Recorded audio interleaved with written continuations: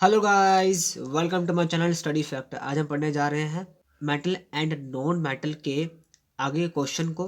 ये metal and non metal का last video होगा, इसके बाद चैप्टर ख़त्म हो जाएगा। तो अगर आपने मेरी पहली वीडियोस को नहीं देखा होगा तो आप जाके देख लेना। मैं उसका लिंक इस वीडियो के डिस्क्रिप्शन बॉक्स में डाल दूंगा। और इसकी पिछले 3 वीडियोस में मैंने फोर्स रोटेशन, इलेक्ट्रो रिफाइनिंग और मेटल एंड नॉन मेटल का बहुत अच्छे से कॉन्सेप्ट समझाया हुआ है, आप जाके देख लेना। आइए चलो शुरू करते हैं।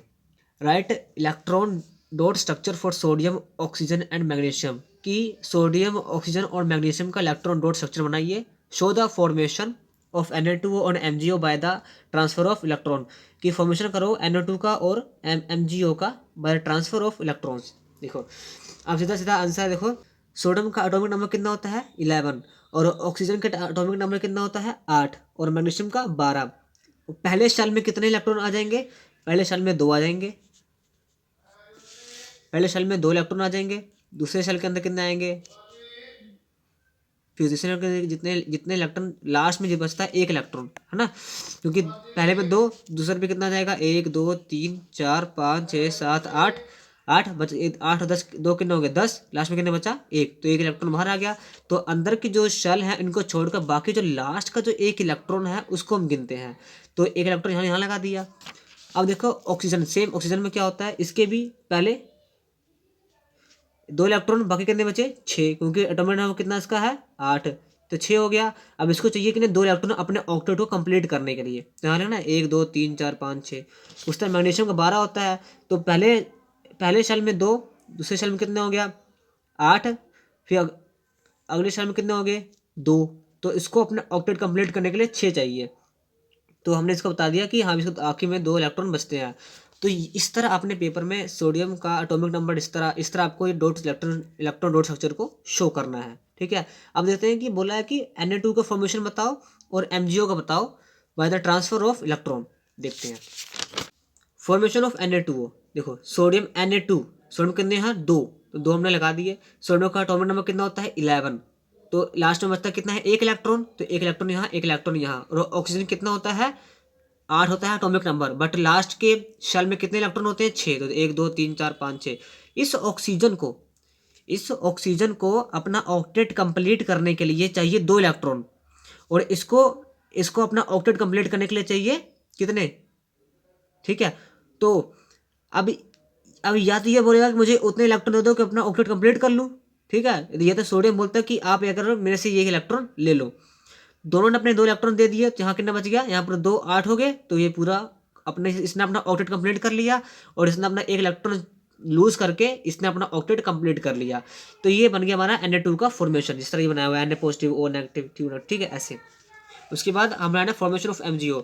मैंने इसमें कितना होता है एटॉमिक नंबर 12 और ऑक्सीजन का 8, है ना। तो सेकंड शेल के अंदर बचेंगे 6 इलेक्ट्रॉन। इसको चाहिए अपना ऑक्टेट कंप्लीट करने के लिए 2 इलेक्ट्रॉन, बट इसको ये अपने 2 इलेक्ट्रॉन लूज कर देगा। यहाँ 2 इलेक्ट्रॉन लेकर इसने अपना आपको ऑक्टेट कंप्लीट कर लिया। तो हमने बनाया फॉर्मेशन ऑफ MgO। तो इस तरह हमने बनाया MgO का फॉर्मेशन। अब आगे आगे देखते हैं। Show the formation of NaCl from sodium and chloride atom by the transfer of electron की फॉर्मेशन करो NaCl का, मतलब Na सोडियम, Cl क्या है chloride.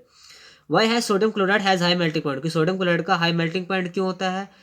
Name anode and cathode use in electrolytic refining of impure copper metal, की anode और cathode का नाम बताइए जो कि हम इलेक्ट्रोलाइट में यूज करते हैं। ये क्वेश्चन मैंने पहले डिफाइन किया हुआ है इलेक्ट्रो रिफाइनिंग के अंदर, बट आप उसको जाकर देख लेना। बट इसमें बताऊंगा, इसमें पूछा है कि एनोड और कैथोड के नाम बताओ जो हमने इलेक्ट्रो रिफाइनिंग में यूज किया हुआ है। अब देखते हैं पहले आंसर क्या है। पहले का आंसर ये है कि सोडियम का एटॉमिक नंबर होता है 11, तो हमने 1 इलेक्ट्रॉन यहाँ शो कर दिया। और क्लोरीन का होता है 17, इसको चाहिए 1 इलेक्ट्रॉन अपने ऑक्टेट को कंप्लीट करने के लिए, तो इसने इससे अपने 1 इलेक्ट्रॉन को ले लिया, गेन कर लिया। तो ये इसने अपना ऑक्टेट कंप्लीट कर लिया, तो बन गया NaCl का फॉर्मेशन। सेकंड देखते हैं कि हमारा सोडियम क्लोराइड का जो हाई मेल्टिंग पॉइंट क्यों होता है ना। There are strong electrostatic force of attraction between Na positive and Cl negative ion. वो इसका मेल्टिंग पॉइंट हाई इसलिए होता है क्योंकि जो सोडियम क्लोराइड है उसके अंदर strong electrostatic force of attraction होती है Na आइंस और Cl नेगेटिव आइंस के बीच में। अब बढ़ते कि इलेक्ट्रोरिफाइनिंग प्रोसेस के अंदर एनोड का और कैथोड का नाम बताइए। एनोड का नाम कहता है इम्प्योर कॉपर मेटल, और कैथोड का thin strip of pure copper metal. ठीक है। Next is show the formation of Na2 by the transfer of electron between the combining atom की फॉर्मेशन बताओ Na2 का, उसमें हम इलेक्ट्रॉन को ट्रांसफर करेंगे। Why are ionic compound usually hard, कि आयोनिक कंपाउंड हार्ड क्यों होते हैं। How is it that ionic compound in the solid state do not conduct electricity, कि जो आयोनिक कंपाउंड जो सॉलिड स्टेट में होते हैं वो इलेक्ट्रिसिटी कंडक्ट क्यों नहीं कर पाते, और अगर वो वाटर में होते हैं, मोल्टन स्टेट में होते हैं, तो क्यों करते हैं। अब जैसे पहले का आंसर क्या था, पहले का आंसर ये है, इस तरह Na2 बनाना था, दो इलेक्ट्रॉन इसका इसने अपना ऑक्टेन कंप्लीट कर लिया, Na2 बन गया। सिंपल, जो अपने पहले बताया था उसको ध्यान से पढ़ लेना, ठीक है। उसको देखो कि बोला था ना आयनिक कंपाउंड यूजुअली हार्ड क्यों होता है। आयनिक कंपाउंड इसलिए हार्ड होता है क्योंकि उसके अंदर स्ट्रॉन्ग इलेक्ट्रोस्टैटिक फोर्स होती है ऑपोजिटली चार्ज आयन के बीच में। जिस तरह पॉजिटिव साइन और नेगेटिव आयन दोनों ऑपोजिट चार्ज है, दोनों के बीच में क्या होगी, इलेक्ट्रोस्टैटिक फोर्स ऑफ अट्रैक्शन होगी।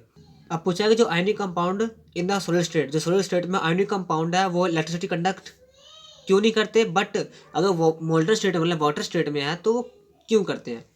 है देखो, this is because in the solid state ion are held by together strong electrostatic force of attraction and can not move.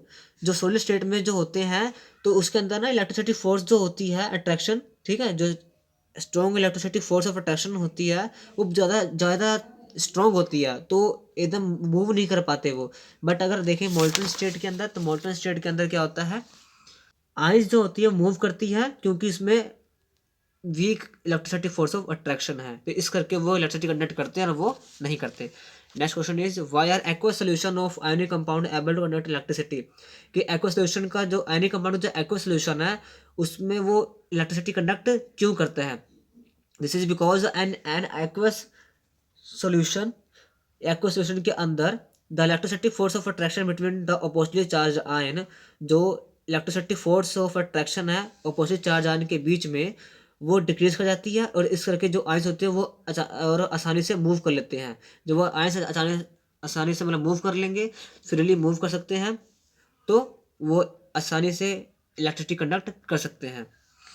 Next is platinum gold and silver are use to make jewellery, कि मैं platinum gold और silver को हम use करते हैं jewellery में, because this are not attacked by air moisture, क्योंकि ये एयर और मॉइस्चर कंटैक्ट में नहीं आते। अगर एयर और मॉइस्चर कंटैक्ट में आएंगे तो क्या होगा, ये इनमें कोरोजन हो जाएगा, मतलब जंग लग जाएगा। दे डोंट अंडरगो कोरोजन, तो ये कोरोजन नहीं करते, और इसका लस्टर जो चमक चमक होती है वो टाइम टाइम रहती है। Also this metal are malleable ductile, और ये मेटल मलेबल होते हैं और डक्टाइल भी होते हैं। ये मैंने पहले स्टार्टिंग इंट्रोडक्शन में बताया था कि what is malleable and what is ductile, आप जाकर देख लेना।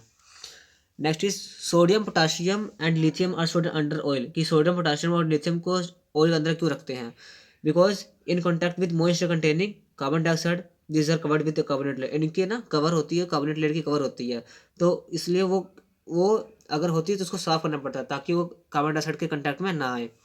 बाकी जो ये रिएक्शन है, ये रिएक्शन मैंने पहले बता चुका हूँ, तो आप जाकर देख लेना, ये वो सिंपल वही जो मैंने पहले बताया था।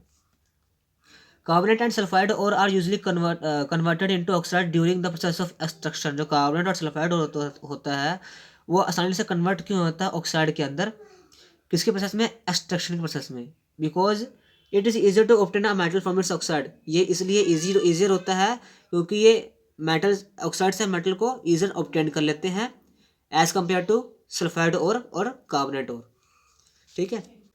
Aluminium is highly reactive yet it is use to make utensil for cooking, aluminium को हम, ये हाईली रिएक्टिव मेटल क्यों होता है, इसको हम यूटेंसिल्स बनाना, बर्तन बनाने के लिए क्यों यूज़ करते हैं, इसलिए बनाते क्यों यूज़ करते हैं क्योंकि जो this is due to the reason that a thin sticking oxide layer of aluminium is formed on its surface, एक स्टिकिंग ऑक्साइड लेयर होती है एल्यूमिनियम की, वो सरफेस पर बन जाती है जो कि फर्दर रिएक्शन होने से बचाती है।